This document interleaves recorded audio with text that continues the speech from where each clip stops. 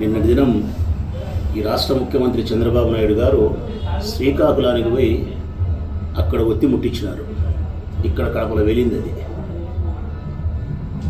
శ్రీకాకుళంలో ఏంది ఆ మాట అంటే, 3వ సంతానానికి కనండి 30,000 ఇస్తా, 4వ సంతానానికి కనండి 40,000 ఇస్తా, 5వ సంతానానికి కనండి 50,000 ఇస్తా. తల్లిదండ్రులారా, అప్రమత్తులై వ్యవహరించండి. పొరపాటున చంద్రబాబు నాయుడు గారి మాటలు మీరు నమ్మితే, ఒక సామెత గుర్తొస్తుంది నాకు. మా పల్లెల్లో చెప్పేవాళ్ళు, మా అందరికీ తెలిసిన సామెతే, కొంచెం మార్చి చెప్తాను. ఎందుకంటే అందులో బూత్ ఉంది కాబట్టి, అది బాగుండదు కాబట్టి కొంచెం మారుస్తాను.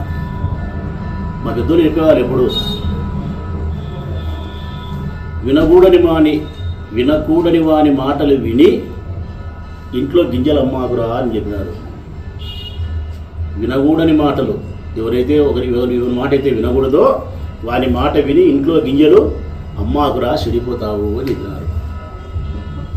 ఇప్పుడు నేనేం చెప్తానా తల్లిదండ్రుల కంటే, చంద్రబాబు నాయుడు మాటలు నమ్మి, ఈ బాబు మాటలు నమ్మి మరొక బాబుకు జన్మనిచ్చినావా, చెడిపోతావురా నాయన అంటారు ఆయన.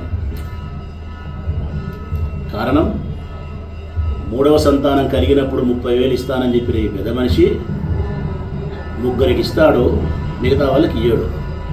2వ పాయింట్, ఒకవేళ ఇచ్చినా కూడా ఆయన ఇచ్చిన 30,000 ఆ తల్లి కానుపుకు ఆసుపత్రికి కూడా తక్కువసారి, ఇప్పుడు 30,000 60,000 అవుతుంది కానుపు ఆసుపత్రికి పోతే.